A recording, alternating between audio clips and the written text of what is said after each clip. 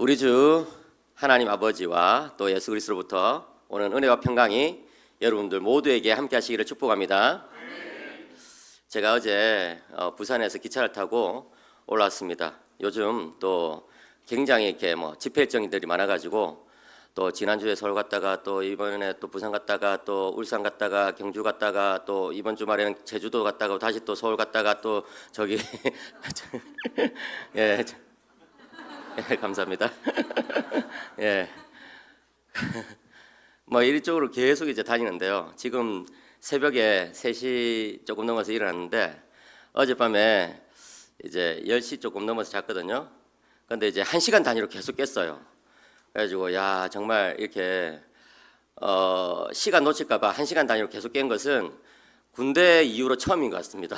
예, 군대에 불침번이 예를 들어서 새벽 3시다 이러면은 이제 혹시나 이렇게 고참이 왔는데 안 일어날까봐 이렇게 1시간 단위로 그때 막 깨고 하던 적이 제 20대 때 있었는데 그때 이후로 처음으로 이렇게 이제 계속 1시간 단위로 깼는데 그러다 보니까 지금 제가 이제 몸 안에 있는지 몸 밖에 있는지 알 수가 없어요. 예. 하나님께서는 우리들에게 은혜를 주시는 분이십니다. 하나님께서는 우리들을 정말 복 주시기를 원하시는 분이십니다. 예, 여러분 창세기 1장 27절 28절에 보시면요, 하나님께서 인간을 창조하신 다음에 제일 먼저 복을 주셨다라고 하고 있어요. 한번 살펴보시면 하나님이 자기 형상 곧 하나님의 형상대로 사람을 창조하시되 남자와 여자를 창조하시고 그 다음에 하나님이 그들에게 복을 주시며, 그죠? 복을 주시며 하나님 그들에게 이르시되 생육하고 번성하여 땅에 충만하라 땅을 정복하여 바다에 물고기와 하늘의 새와 땅에 움직이는 모든 생물을 다스리라 하시니라. 하나님의 본심이 여기 나타나 있어요. 하나님 우리들에게 복을 주시고자 하는 것이죠. 그 복이 뭐냐 했을 때 물질적인 복도 있겠지만 제일 중요한 것은 영적인 복이에요. 영적인 복에서 제일 중요한 것은 하나님과의 관계예요. 관계. 예. 하나님께서 우리 인간을 하나님의 형상대로 지으신 이유는 하나님과 관계를 맺으며 살라고 그렇게 하신 것이죠. 사랑하는 성도 여러분, 올 한 해 우리들에게 참 또 새로운 시간들이 주어졌는데요. 어떻게 살 것인가? 복을 추구하면서 사는 분들이 되시길 바랍니다. 그런데 그 복이 등급이 있거든요. 예, 물질적인 복 중요하지만 그보다 더 중요한 것은 영적인 복이에요. 영적인 복에서 제일 중요한 것은 관계의 복이거든요. 여러분 아침에 일어나시면 하나님의 이름을 부르시길 바랍니다. 그리고 살아가면서 정말 하나님의 이름을 자주 부르시길 바라요. 예, 제가 아까 오면서 참 은혜를 받았어요. 우리 서 목사님께서 아침 일찍 오셔가지고 저를 라이드 해주시고 또 이제 교회당으로 들어서는데 이렇게 안내하시는 그런 집사님들, 참 추운 날 그렇게 밖에서 이게 참 추울 텐데도 표정이 밝으시더라고요. 예. 이게 억지로 짓는 표정인지 아니면 정말 은혜의 표정인지 알 수는 없으나 어쨌든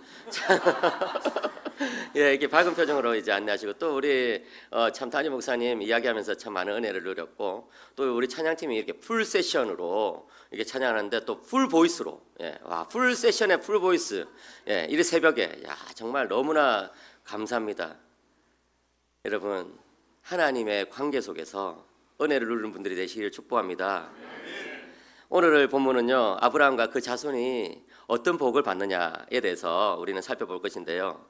그게 이제 3가지로 나와 있어요. 예, 이 보시면은 천하 만민이 아브라함과 그 후손으로 말미암아 복을 받게 되는, 예, 복의 근원이 되는 복이 있고요.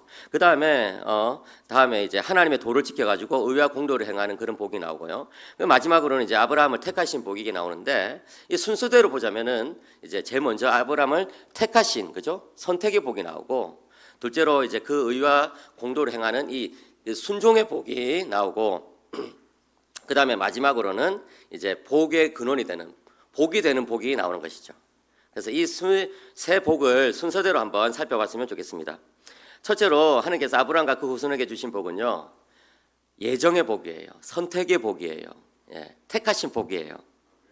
사랑하는 성도 여러분, 하나님께서 여러분들을 택하셨다는 것을 믿으시기 바랍니다.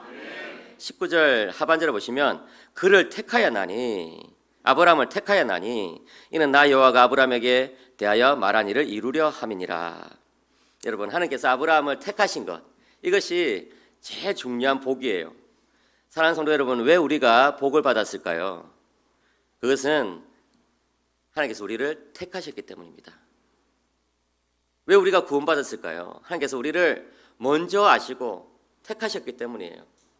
우리 교회가 어떻게 생겼을까? 하나님의 택하심 때문입니다.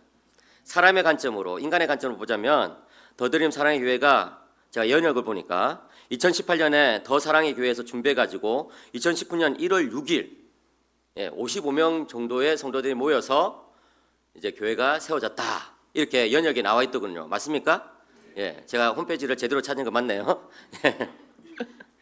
그런데 하나님의 관점에서 보자면 우리 교회는 영원 전에 시작된 것입니다. 사랑하는 성도 여러분, 우리는요 하나님의 관점에서 우리의 삶을 바라봐야 돼요. 예. 우리가 옆에 있는 지체들 어떻게 해서 모이게 됐을까? 뭐 여러 가지 이유로 모이게 됐겠죠, 그죠? 예. 뭐 더 사랑의 교회에서 나오게 됐다. 또 뭐 직장 때문에 오게 됐다. 또 뭐 결혼 때문에 이쪽으로 이사 오게 돼서 출석하게 되었다. 예전에 어떤 성도에게 물었더니 이제 청년이었는데 어떻게 해서 이 교회에 오게 됐냐 했더니 이제 네이버에서 딱 찍었더니 제일 가까운 교회가 이 교회라서 오게 됐습니다. 교회를 차로 재봤더니 이제 제일 가까워서 여기 오게 됐다는 거예요. 뭐 여러 가지로 이제 우리가 여기에 오게 돼 있지만 사실은 하나님이 택해 주셨기 때문에 하나님이 예정해 주셨기 때문에 여기에 오게 된 거예요. 사랑하는 성도 여러분, 우리의 인생은 거저 주어진 게 아니에요. 우리의 인생은 그냥 우연히 왔다가 우연히 사라져 버리는 그런 게 아니에요. 우리의 분초가 하나님의 예정 가운데 있다는 것을 믿으시기를 축복합니다. 우리가 교회를 논할 때에 인간적인 관점으로 교회를 논해서는 안 됩니다. 예. 내가 우리 교회에 제일 먼저 온 어떤 뭐 창립 멤버야 이런 거 의미는 있겠죠, 그죠? 중요합니다. 그렇지만 여러분, 그보다 더 중요한 것은 교회는 하나님께서 세우신 공동체라는 거예요. 오늘 한국 교회가 왜 이렇게 소란스럽고 힘들고 어지러울까요? 교회를 인간적인 관점에서 바라보는 사람들이 너무 많기 때문이 아닙니까? 로이든 존스 목사님, 20세기 최고의 설교자라고 불리는 로이든 존스 목사님이 말한 바에 따르면 교회는 복음의 깊은 것으로 연합되지 못하면 그보다 더 얕은 이유들로 분열되게 된다. 사랑하는 성도 여러분, 우리 더드림 사랑의 교회가 지금까지 연합된 이유는 하나님 때문입니다. 나의 어떤 노력 때문이 아니에요. 나의 봉사 때문이 아니에요. 나의 어떤 수고 때문이 아니에요. 나의 사랑 때문이 아니에요. 우리 교회가 지금까지 이렇게 하나 되고 있는 이유는 하나님 때문입니다. 그렇기 때문에 우리는 더 하나님을 바라봐야 합니다. 이번 한 해 동안 하나님을 향해서 나가는 분들이 되시기를 축복합니다. 종교학자 마르틴 루터는요, 하나님의 부르심에 대해서 늘 생각했습니다. 왜? 하나님의 예정은 이 시간 속에서는 하나님의 부르심 속에서 이루어지기 때문입니다. 루터는 하나님의 부르심이 7가지 있다고 그렇게 말했습니다. 어떤 부르심일까요? 여기 나오는 것처럼 구원으로의 부르심, 직분으로의 부르심, 목회자로의 부르심, 특별한 사명으로의 부르심, 그리고 가족관계로의 부르심, 직업으로의 부르심, 그리고 마지막으로는 일상 전체가 부르심의 연속이라는 거예요. 여러분들이 아침에 일어날 때 힘드셨겠죠. 그렇지만 나왔잖아요. 왜요? 부르심이 있었기 때문에. 예. 이렇게 일주일 동안, 그죠? 이 특별 새벽 기도를 하다 보면 월요일 날 제일 많이 나오죠. 아무래도 첫날이니까. 예. 그런데 화요일, 수요일, 목요일 이렇게 되면서 이렇게 조금씩 이렇게 줄어들잖아요. 그죠? 예. 그럼에도 불구하고 여러분들 나왔다는 거예요. 왜 그럴까요? 여러분들이 뭐 아침형 인간이라서 그게 아니잖아요. 예? 왜 나왔어요? 부르심이 있으니까. 하나님께서 나를 부르신다. 그죠? 여러분, 가정도 이 부르심에 근거해가지고 세워가야 됩니다. 제가 한 번은 저기 지방에서 여전도에 집회를 했어요. 여전도 회원들이 이렇게 굉장히 많이 모여있는 그런 집회였는데 집회 도중에 제가 한번 물었습니다. 사랑하는 여전도 회원 여러분, 여러분 인생이 힘들고 괴로운 것이 불행한 것이 남편 잘못 만나서 그런 것입니까? 라고 했더니 아멘 하시는 거예요. 너무 솔직하게 그냥 아멘 아멘 하시길래 제가 굉장히 당황했습니다. 그런데 여러분, 그렇지 않아요. 내 인생이 불행한 것이 누구 때문이다라고 생각하면은 정말 힘들 거예요. 여러분, 인생이 힘들어지는 2가지 이유. 하나는 피해의식, 다른 하나는 비교의식. 예. 여러분, 내 인생을 누구가 비교하기 시작하면 계속 힘들어지죠. 예. 저 사람은 저렇게 잘 나가는데 나는 왜 이래? 예. SNS가 발달하고 나서 사람들이 불행감을 느낀다는 거잖아요. 왜 그럴까요? 비교의식이 더 많이 생기니까. 예. 옛날에는 몰랐던 일들도 막 알게 되니까. 그리고 사람들은 SNS에 자기 좋았던 모습만 올리니까 나만 지금 라면 먹고 있는 것 같아. 다른 사람들 다 맛있는 뭐 스시 먹고 뭐 오마카세 먹고 이런 것 같은데. 그렇지 않거든요. 인생은 항상 그런 걸로 이루어질 수 없잖아요. 그런데 그냥 다른 사람하고 계속 비교해야 되니까 불행감을 느껴요. 근데 하나님 뭐라고 말씀하십니까? 나를 바라봐라. 피해의식도 마찬가지예요. 예. 가정마다 문제 없는 가정이 없잖아요. 다 문제가 있어요. 저희 집도 마찬가지로 문제가 있거든요. 예. 아침부터 이런 이야기해서 좀 죄송하지만 예, 그냥 편하게 들으시기 바랍니다. 제 아내는 판사입니다, 여러분. 판사. 예. 대단하죠. 근데 여러분, 판사인 부인도 대단하지만 판사와 같이 사는 남편은 더 대단할 수 있어요. 왜냐면 날마다 재판을 받아야 되거든요. 예. 진짜 야, 보통은 뭐 기본적으로 이제 부인들이 남편을 이렇게 판단을 하잖아요. 근데 제 아내는 법에 근거해서 판단하기 때문에 제가 늘 힘듭니다. 정말. 한 번은 이제 코로나가 한창일 때 예, 판단 많이 받는 분이 계신 것 같아요. 예, 코로나가 한창일 때 제 아내는 어쨌든 법원에 출근하고 이제 제 아이들과 저는 이제 집에서 그렇게 수업을 받고 저는 수업을 하고 이렇게 하고 있었죠. 예. 근데 이제 엄마가 집에 없으면 아이들이 뭐 굉장히 이제 저를 괴롭히거든요. 왜냐면은 아빠는 아무것도 아니란 걸 다 아니까. 예.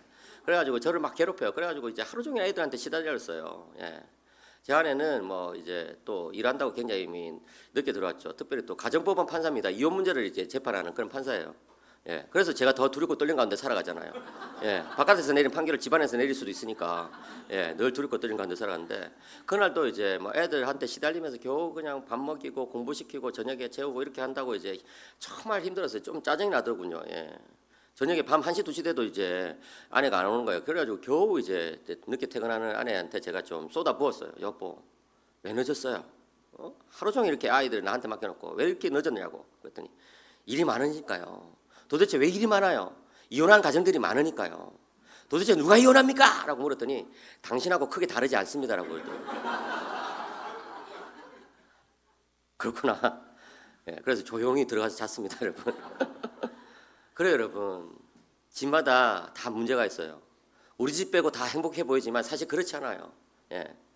영국의 유명한 문필가인 C.S. 루이스가 말한 것처럼 문제 없는 가정은 멀리서 바라본 가정밖에 없다. 그죠? 그래요, 여러분. 가까이서 바라보면 다 문제가 있다고요. 다 문제가 있어요. 그런데 여러분, 문제가 있다는 것은 하나님의 신호입니다. 내 인생에 어떤 어려움이 있다는 거, 문제가 있다는 거, 그것은 누구 때문이 아니래요. 누구 때문에 힘든 게 아니라고요. 하나님이 나를 부르시는 신호이자 사인이에요. 뭡니까? 너 나랑 이야기 좀 하자. 너 나랑 좀 만나자는 그런 신호이자 사인이에요. 그것을 잘 알아차리는 성도들은요, 문제가 있을 때마다 하나님께 나아가거든요.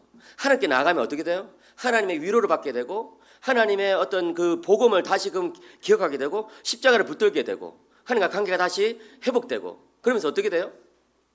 그 문제가 이제 더 이상 문제가 아닌 것처럼 느껴져요. 사랑하는 성도 여러분, 시험을 당하는 자마다 피할 길을 주신다. 그 피할 길을 그냥 가만히 있는데 주시는 게 아니에요. 어떤 자에게? 시험을 당할 때에 하나님께 나가는 자에게 피할 길을 주세요. 그 피할 길이 뭐예요? 그게 복음이에요. 그게 십자가예요. 그게 예수 그리스도예요. 그게 성령이에요. 시험 있을 때 성령을 붙들면 문제가 더 이상 문제처럼 느껴지지 않아요. 나를 괴롭히는 그 사람이 더 이상 나를 괴롭히는 것이 아닌 것을 알게 돼요. 물론 변화된 건 없죠. 여러분들이 이번 일주일 동안 여러분 열심히 새벽기도 한다고 해가지고 여러분의 남편이 바뀌지 않습니다.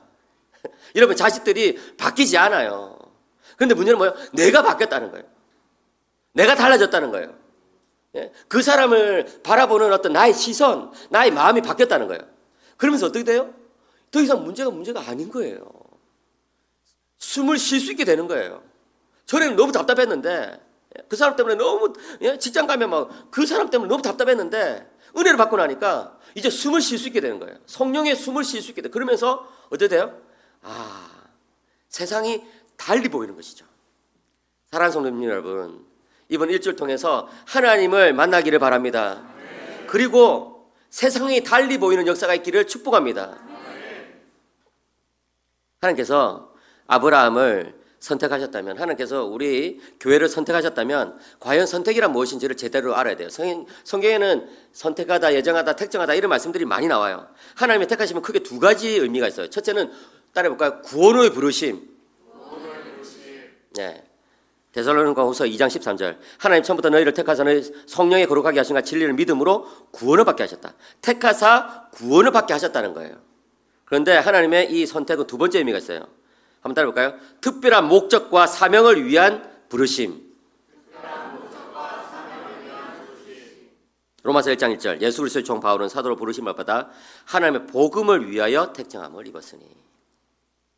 이방인에게 복음을 전한다는 것, 이것이 사도 바울에게 주어진 특별한 사명, 목적이었어요. 이처럼 선택 혹은 예정에 관한 말씀들을 잘 살펴보면 이 두 가지 부르심 혹은 두 가지 예정이 연결되어 있다는 것을 알게 돼요. 무슨 말입니까? 구원 없는 사명 없고 사명 없는 구원이 없다는 뜻이에요. 사랑하는 성도 여러분, 여러분들이 구원받았습니까? 사명자로 사시기를 축복합니다. 사명자가 뭘까요? 사명이 뭘까요? 사명은 맡기신 일과 맡기신 영혼이 사명이에요. 예. 아침에 나와가지고 이렇게 목소리도 잘 안 나오는데 우리 이 찬양팀이 풀보이스로 막 노래 부르는 거, 이게 또 목소리가 알려고 들리고 하네. 이것이 사명이에요. 이게 사명이에요, 여러분. 사명 때문에 이 일을 하는 거예요, 여러분. 교회 일은요, 사명이에요. 예. 뭐 이걸 한다고 누가 인정해 줍니까? 뭐 돈이 나옵니까? 그렇지 않잖아요. 그런데 사명이 왜? 내가 구원받은 목적이 바로 여기에 있기 때문에 여기에 충성하는 것이죠. 그렇게 함으로써 하나님께서 기뻐하시는 것이고, 그렇게 함으로써 내가 하나님께 더 가까이 있다는 거예요. 여러분, 그렇지 않아요? 여러분들이 사명이 없다면 예수 믿을 이유가 뭐가 있는 거예요? 여러분, 그렇지 않습니까? 저도 막 이렇게 막 팔도로 돌아다니면서 이렇게 막 설교를 하지만 가끔씩 그렇게 생각해 봐요. 내가 목사가 안 됐다면 내가 하나님께 붙어 있었겠는가? 예? 세상이 이렇게 재밌고 세상이 이렇게 막 흥미진진한 게 많은데 돈만 있으면 막 쓸 수 있는 그런 것들이 너무 많은데 내가 정말 목사가 아니었다면 하나님께 붙어 있었을 것인가? 왜 하나님께 붙어 있어요? 맡기신 일과 맡기신 영혼이 있기 때문에 하나님께 붙어 있는 거 아닙니까? 사랑하는 성도 여러분, 하나님께서 여러분들을 부르실 때에 여러분들의 영혼 안에 여러 영혼들을 집어넣어 놓고 부르셨다는 것을 믿으시기를 축복합니다. 그게 복이에요, 여러분. 왜 우리 교회에서 나만 이렇게 일이 많아? 왜 나는 이렇게 봉사 많이 하는데 목사님 알아주지를 않아? 예. 원래 목사님은요, 그런 거를 안 알아줘요. 예. 목사님은 자기 일 한다 바빠가지고 다른 성도들이 어떤 봉사하고 어떤 성도들이 정말 숨어서 봉사하는지 그런 거 살필 겨를이 없어요. 그런 거 다 살피는 목사는요, 그 사람 보는 목사지 그거는 하나님 앞에 서 있는 목사가 아니에요. 사랑하는 성도 여러분, 내가 봉사했는데 목사님이 안 알아주시면 하나님이 알아주시는 줄 알고 기뻐하시기를 축복합니다. 아멘. 그거예요, 여러분. 교회는 인정받기 위해서 오는 게 아니거든요. 둘째로 하나님께서 아브라함과 그 후손에게 주신 복은 순종의 복입니다. 순종의 복. 19절 4절방절. 내가 그로 그 자식과 권세에게 명하여 여호와의 도를 지켜 의와 공도를 행하게 하려고 그를 택하였나니. 여기 말하는 이 여호와의 도는 하나님의 법도, 예? 하나님의 말씀이에요. 아브라함은 아직까지 율법을 받지는 않았잖아요. 율법은 모세 시대에 주어졌으니까. 그런데도 불구하고 하나님께서 말씀을 주셨어요. 어떻게 살아야 되는지를 말씀을 주셨다고요. 너는 이방의 다른 사람들과 똑같이 살아서는 안 돼. 너는 내가 택한 나의 그릇이기 때문에 넌 다르게 살아야 돼. 말씀을 주셨다고요. 그게 하나님의 법도예요. 이 본문은 여호와의 도를 좀 더 구체적으로 의와 공도를 행하는 것이라고 말하고 있습니다. 이는 히브리어로 체다카라고 그래요. 한번 따라해볼까요? 체다카. 예, 이렇게 풀보이스로 막 반응해 주시는 교회는 진짜 오랜만이네요. 예. 성도들이 지금 뭐 이렇게 제가 봤을 때 100명도 안 되시는 것 같은데 이렇게 목소리는 한 200~300명 앉아 있는 교회의 목소리가 나오네요. 예. 축복합니다, 여러분. 예, 의는 뭐라고요? 한번 따라해볼까요? 체다카. 예, 그다음에 공도는 미슈파트라고요. 한번 따라해볼까요? 미슈파트. 예, 이 체다카와 미슈파트가 구약 성경에 굉장히 자주 나오는 그런 중요한 단어예요. 예, 많은 경우 이렇게 동의어처럼 같은 말처럼 사용되는데 굳이 구분을 하자면 이 공도, 예, 이 미슈파트는 하나님의 뜻이 이루어지는 그 과정을 뜻해요. 이 과정적 정의를 뜻하는 것이죠. 과정. 그 다음에 이 체다카는 이 결과를 뜻해요. 결과적 정의를 뜻하는 것이죠. 그러니까 우리 성도들은요, 어떤 좋은 결과를 만들어내야 돼요. 근데 그 좋은 결과를 좋은 과정을 통해서 또 만들어내야 돼요. 예. 이 과정과 결과가 다 좋아야지 하나님께서 만족하시거든요. 하나님께서 그것을 위해서 우리를 부르셨다는 거예요. 그런데 특별히 여기 의와 공로는요, 재판을 공의롭게 하는 것과 관련되어 있고요. 특별히 그렇게 함으로써 좋은 관계를 만들어주는 것과 관련되고요. 관계를 회복시키는 것과 관련되고요. 또 그렇게 함으로써 특별히 가난한 자, 또 약한 자들이 돌봄을 받는 것과 관련돼요. 그러니까 이 의와 공도는요, 우리가 생각했을 때는 그냥 율법을 잘 지키는 거, 뭐 하나님의 말씀을 잘 지키는 거, 이런 게 생각이지만, 아까 제가 말씀드린 것처럼 신앙생활의 핵심 뭐다? 관계란 거예요. 복의 핵심 뭐다? 관계란 거예요. 이 의와 공도를 잘 행함으로써 관계가 좋아지도록 하는 거, 이게 하나님의 뜻이래요. 사랑하는 성도님 여러분, 우리 더드림 사랑의 교회가 2024년 한 해를 지나면서 의와 공도를 이루는 교회가 되기를 축복합니다. 그렇게 되기 위해서 어떻게 해요? 관계를 좋게 만들어야 된다는 거예요. 관계가 좋아지는 곳에 하나님의 의와 공도가 이루어진다는 거예요. 그렇게 되기 위해서 어떻게? 연약한 자, 약한 자들을 돌봐야 된다는 거예요. 사랑하는 성도 여러분, 한국 사회는요, 경쟁과 물질주의, 무관심과 폭력으로 심하게 얼룩져 있어요. 많이 병들어져 있어요. 제가 며칠 전에 신문을 보니까 2022년 통계로 우리나라의 우울증 환자가 100만 명을 넘어섰다는 거예요. 국민 52명당 1명꼴로 우울증 약을 먹고 있다는 거예요. 왜 그럴까요? 이 사회가 너무 각박하니까. 이 사회가 너무 지금 코로나 이후로 피폐해져 있으니까 마음의 병이 든 사람들이 그렇게 많다는 거죠. 근데 여러분, 그렇게 마음의 병이 든 사람들을 국가가 다 책임져 줍니까? 병원이 다 고쳐줍니까? 아니에요. 아니라고요. 어떻게 해야 돼요? 우리가, 더드림 사랑의 교회가 그들을 품어야 합니다. 그게 바로 의와 공도를 이루는 거라고요. 코로나가 한창일 때 2020년 9월에 저희 신학과 학생 한 명이 저한테 전화를 걸었어요. 교수님, 상담을 받고 싶습니다. 그래도 그때 학교 정책이 이 대면 상담은 금지되어 있었거든요. 코로나가 한창이니까. 그래가지고 제가 죄송하지만 전화로 그냥 상담하면 안 될까요? 했더니 교수님, 제가 죽겠습니다. 제발 좀 저를 살려주세요 하는 거예요. 오시라고 했어요. 이 형제가 왔는데 보니까 신학생 치고 굉장히 복장이 독특해요. 일단 머리에 물을 들이고요. 양쪽 팔에 이 문신을 새겼어요. 진하게 그냥 뭐 호랑이, 용 막 튀어나올 것 같아. 게다가 쫄티를 입었어요, 여러분. 쫄티를 입었다는 것은 뭔가 보여줄 근육이 있다는 거 아닙니까? 저 같은 사람은 보여줄 게 하나도 없기 때문에 쫄티를 왜 만드는지, 왜 사는지, 왜 입는지 알 수가 없거든요. 그런데 이렇게 막 왔어요. 근데 눈을 보니까 좀 어두워요, 눈이. 그래가지고 아니나 다를까 이제 그 형제가 오기 전에 제가 카톡 프로필을 좀 봤거든요. 어떤 사람인지 좀 알아야 되니까, 정보를 좀 모아야 되니까. 그랬더니 카톡 프로필 사진이 새까만색. 그리고 그 밑에 뭐라고 적혀있냐면은 신학은 사람을 죽이는 학문이다, 이렇게 적혀있는 거예요. 저는 신학에 대한 다양한 정의들을 접해봤지만 그런 정의는 처음 봤어요. 내가 지금 그런 학문하고 있냐? 사람을 죽이는 학문? 아닌데? 그래가지고 이제 물었어요. 형제, 어떻게 해서 신학과로 오게 됐습니까? 했더니 이게 중고등학교 때 그 수련해가지고 은혜 받아가지고 결심을 했다는 거예요. 근데 어떻습니까? 했더니 공부가 너무 힘듭니다. 그리고 이게 중고등학교 때부터 부모님이 학원 원장님이신데 너무 아이를 그냥 이제 막 괴롭혀가지고 시험 때마다 막 스트레스 줘가지고 이 공황장애, 그 다음에 정신분열증까지 생겼다는 거예요.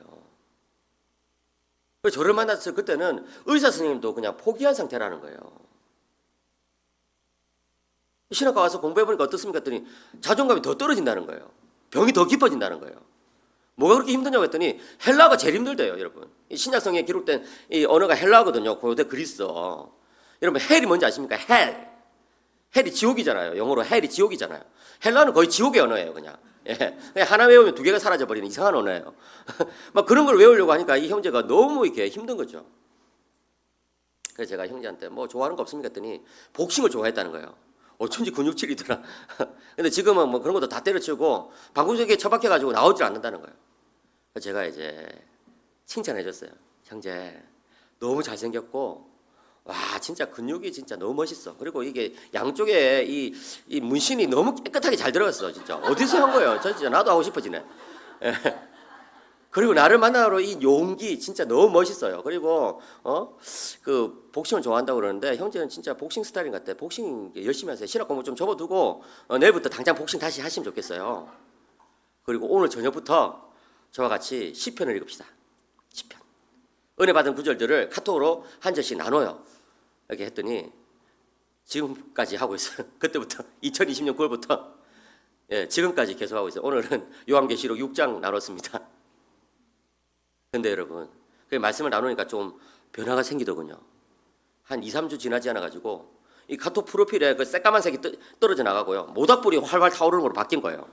와, 진짜 부산 사나이다 정말. 그 다음에 그 밑에 뭐 신학은 사람은 이것도 다 지워지고 운동 새로 시작한 지 며칠 체중 감량 목표 몇 킬로 이러면서 인생이 달라진 거예요. 여러분, 그 형제가 그렇게 바뀐 것이 제가 뭐 성경 구절 한 구절씩 매일마다 시편 구절을 보내줘서 그렇게 됐다. 뭐 내가 뭐 잘해서 그랬다. 저는 그렇게 생각하지 않아요. 뭐요? 하나님께서 찾아오신 거예요. 사랑하는 성도 여러분, 세상의 관점으로 보면 그런 사람들은 어떻게 손을 쓸 수가 없어요. 왜? 우리는 그냥 우리가 할 수 있는 자원이 바닥 나버렸으니까. 세상의 관점은요, 인간이 할 수 있는 대로 한번 해보자 이게 다니까. 근데 여러분, 하나님의 관점은 다르거든요. 하나님의 관점은 뭐예요? 우리가 할 수 있는 일이 바닥이 났을 때 비로소 하나님은 하실 일이 많아진다는 거예요. 이 새벽에 여러분 나온 분들 가운데는 인생이 어두운 분들이 있지 않습니까? 이 새벽에 나온 분들 가운데서는 마음의 병이 있는 분들이 있지 않습니까? 여러분 주변에 그런 사람들 있지 않아요? 분명히 있을 거예요. 그런데 여러분 포기하지 마세요. 기도하세요. 사랑을 베풀어 보세요. 친구가 되어주세요. 여러분 성경을 보면 2000년 전에 예수님께서 이 땅에 오셔가지고 만나주신 사람들은요 하나같이 다 병든 사람, 마음이 망가진 사람, 가난한 사람, 왕따 당한 사람, 그 공동체에서 완전히 소망이 없는 사람들 아닙니까? 2000년 전에 예수님께서 그 사람들을 만나주셨다면 지금도 예수님께서 그 사람들을 못 만날 이유가 어디 있냐고요. 그런데요 예수님께서 그 사람들을 만나실 때 우리를 쓰신다는 것을 기억하시길 바랍니다. 예수님은요 절대 혼자 사람을 만나시지 않아요. 예수님은요 여러분들과 함께 그 사람들을 만나기를 원하십니다. 그렇기 때문에 우리는 찾아가야 돼요. 그들을 찾아가야 돼요.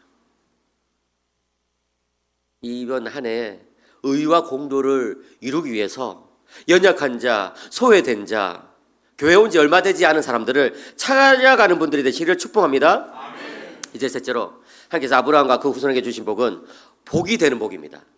이게 제일 멋져요. 한번 따라해 볼까요? 복이 되는 복. 예. 본문 18절을 보시면 이런 말씀이 나오죠. 아브라함은 강대한 나라가 되고 천하 만민은 그로 말미암아 복을 받게 될 것이 아니냐. 그래서 아브라함에게 막 복을 주세요. 예? 왜요? 복이 되라고 복을 주시는 거예요. 사랑하는 성도님 여러분, 잘 기억하시기 바랍니다. 이번 한 해에 하나님께서 여러분들에게 복을 주실 것입니다. 믿으시기 바랍니다. 예, 물질적인 복이든 또는 영적인 복이든 분명히 복을 주실 거예요. 왜? 하나님의 본심, 아까 제가 말씀드렸잖아요. 예? 창세기 1장에 보면 복을 주시며 가르쳐 때 하나님의 본심은, 주의 본심은 복을 받는 거거든요. 근데 여러분 꼭 기억하셔야 돼요. 내가 복을 받을 때 왜 복을 받았느냐? 복이 되라고 복을 받는 거예요. 하나님은요 절대로 너 혼자 잘 먹고 잘 살아라고 복을 주시는 법이 없어요. 예? 물질의 복을 주셨으면 나누라고 그런 물질의 복을 주신 거예요. 어떤 재능을 주셨으면 그 재능을 통해서 교회를 섬기라고 그런 재능을 주신 거예요. 그것을 나를 위해서 쓰면 그것을 그냥 내가 꽁 하고 그냥 다 간직하고 있으면 어떻게 돼요? 썩어요. 문제가 생겨요. 예? 교만해져요. 그래서 돼가지고 어떻게 돼요? 정말 나중 형편이 이전보다 더 안 좋아져요. 사랑하는 성도 여러분, 있으면 좀 나눠보세요. 따뜻한 말 한마디라도 좀 해주세요. 표정을 좀 밝게 하세요. 우리 교회는 보니까 이게 대로가 착 있고 우리 교회가 이게 있더라고요. 예배 마치고 이렇게 나가면서 표정을 좀 밝게 하세요. 대로에 왔다 갔다 하는 사람들이 이제 우리 더드림 사랑의 교회 성도를 보면서 저 교회에 뭔가 있는가 보다 이렇게 느낄 수 있도록 좀 표정을 좀 밝게 해보세요. 좀. 네. 그래야지 되지.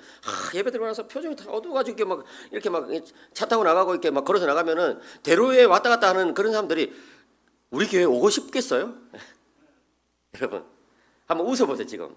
표정을 이렇게 환하게. 여러분 표정이 밝아지면 사람들에게 기쁨을 선사할 수 있어요. 표정 하나만으로 다른 사람들에게 기쁨을 선사한다니까요. 이게 뭐예요? 복이 되는 복이라고요. 찡그리지 말고 표정 하나. 퉁명스럽게 말하지 말고 부드럽게. 그죠? 우리 자매님들도 남편들에게 좀 이렇게 막 이렇게 쏘아붙이지 말고 좀 부드럽게 여보 이렇게 하셔야지. 당신 뭐 잘못했어? 제 아내는 옛날에는 내가 뭐 잘못했는지 정확하게 쭈어주더니만 요즘은 뭐 잘못했는지 물어요. 긴장이 막 10배로 늘어나 그냥. 제가 무슨 다니엘도 아니고 무슨 요셉도 아니고. 우리 아내가 꿈을 어떻게 제가 맞춰요. 우리 아내 마음을 어떻게 맞춰? 뭐 잘못했어? 일단 그부터 맞춰야 돼. 남편들도 마찬가지예요. 아내들이 얼마나 수고가 많아요. 그죠? 집안일하고 자녀 키우고 이게 보통 일이 아니거든요. 그럴 때 여보 사랑해 고마워 이렇게 한마디씩 해주는 이게 뭐예요? 복이 되는 복이에요. 자녀들도 칭찬을 좀 많이 해주세요. 여러분 우리 자녀들이 좀 얼마나 많은 경쟁 사회 속에서 살아갑니까? 그럴 때 우리 아들 우리 딸 너무 멋있다. 아빠는 너가 너무 멋있어. 너무 잘하고 있어. 괜찮아. 속으로는 진짜 저 따위가 지금 뭐 하는 저 따위로 살아가지고 뭐 하려고 저러나 이런 생각이 들죠. 여러분 그런 생각이 들 때가 많잖아요. 맨날 게으를 터져가지고 진짜 아침에 일어나지도 않고 새벽기도 가자고 하는데 나오지도 않고 진짜 점심 때쯤 어슬렁어슬렁 기어 나와가지고 그냥 내 사자는 오전이나 없다. 대학생들 대체로 그렇잖아요. 그렇지만 일어났니? 이렇게 해줘야지. 이제 일어났어! 이렇게 하지 마세요, 여러분. 오늘부터 복이 되는 복. 작년에 저희 집에 고등학생이 있는데 고등학생인 애가 중간고사를 쳤는데 중간고사 도중에 막 우는 거예요. 막 우는 거예요. 그래서 왜 그러냐 했더니 시험을 망쳤잖아요. 그래. 얼마나 망쳤냐 했더니 국어 하나 틀리고 영어 2개 틀리고 잘 쳤네. 그랬더니 오늘 친 수학 시험을 망쳤잖아요. 그래. 수학과 가고 싶어 하거든요. 그래서 수학 선생님 문제를 이상하게 내가지고 수학을 다 망쳐버렸다고요. 좀 들어보니까 그렇게 많이 망친 것도 아니에요. 그래가지고 제가 이제 격려했죠. 아들아 괜찮아. 이 정도면 이제 기말고사 잘 치면 이렇게 충분히 많이 할 수 있어. 걱정하지 마. 그랬더니 나는 얼굴도 못생겼는데 시험까지 망쳤잖아. 그래요. 우리 아들 얼굴을 왜 못생겼어? 잘생겼는데. 누가 그래? 우리 아들 잘생겼어 했더니 아빠니까 그렇게 말해주는 거지. 지난주에 우리 반에 나보다 분명히 못생긴 애하고 나하고 앞에 나가서 투표를 했는데 만장일치로 내가 더 못생겼다잖아요. 이거 누구 탓이야? 그래서 제가 또 시작이야. 내일 아직까지 마지막 시험 남았는데 과학시험 마지막 시험 남았는데 또 시작이다. 진짜. 그럴 때 여러분 복이 되는 복. 그럴 때 막 고함지르고 이렇게 하면 부모로서의 품위가 사라지잖아요. 그래서 이제 기도했죠. 저도 이렇게 또 시작이다. 기도하면은 복이 되는 복. 이제 마음이 조금 이제 회복이 되면서 자 이야기했어요. 일단 너가 못생긴 것은 아빠 탓은 아닌 것 같으니까 나중에 엄마하고 이야기 좀 해보든지 미안하다 어쨌든 인생 그런 거야 원래. 근데 너 왜 좀 시험 잘 치고 싶어? 그 이야기 좀 해보자. 너 왜 시험 잘 치고 싶었더니 나 얼굴도 못생겼는데 시험까지 망치면 아이들이 나를 얼마나 무시하겠어요. 나는 인정받고 싶다고 해요. 인정 이런 거예요. 그래서 제가 조금 이제 진지한 모드로 바꿔가지고 이야기했어요. 아들아, 아빠가 너 이야기 듣고 보니까 너가 오늘 시험 망친 게 차라리 잘 된 것 같아. 예? 무슨 말씀이세요, 아빠? 야, 너가 국어도 잘 치고 영어도 잘 치고 수학도 잘 치고 이러면은 얼마나 교만해졌겠냐. 바나나 중에서 네가 제일 잘하는 줄 알고 얼마나 목에 힘이 들었겠어. 차라리 시험 망친 게 잘 됐어 그냥. 이렇게 이야기했더니 아빠 그렇게 말씀하시면 안 되죠. 막 그런 거예요. 그래서 제가 좀 진지한 이야기를 했어요. 아들아, 우리가 공부를 열심히 하는 이유는 잘난 척하려고 공부하는 게 아니야. 아들아, 아빠는 너가 공부 잘하는 거 정말 좋아. 열심히 하는 거 너무 멋있어. 그런데 우리가 공부를 열심히 하는 이유는 섬기기 위해서 그런 거야. 잘난 척하려고 하는 게 아니야. 아빠는 너가 다른 사람들 많이 섬겼으면 좋겠어. 이런 이야기를 했더니 보통 때 같으면 집어쳐요 이렇게 했을 것 같은데 그날따라 성령께서 우리 아들한테도 은혜를 주셔가지고 아빠 고마워요 이렇게 하는 거예요. 그래가지고 이제 나가서 이제 울음을 그치고 방에 들어가서 공부를 열심히 하고 다음날 이제 과학시험을 쳤는데 만점 받았다는 거예요. 와, 별로 기분 안 좋아하시는 분도 계신 것 같은데. 근데 저는 제 아들이 시험 뭐 잘 쳤다 이런 것도 감사하지만 그 다음날 이 카톡 프로필을 가끔씩 보거든요. 카톡 프로필에 뭐라고 써져 있냐면은 제발 좀 겸손 하자 이렇게 써져 있는 거예요. 감사했어요, 여러분. 그래 여러분, 부모된 우리들도 정말 때로는 부족할 때가 있죠. 부모된 우리들도 때로는 욕심에 휩싸일 때가 있죠. 그렇지만 우리가 정말 복이 되는 복,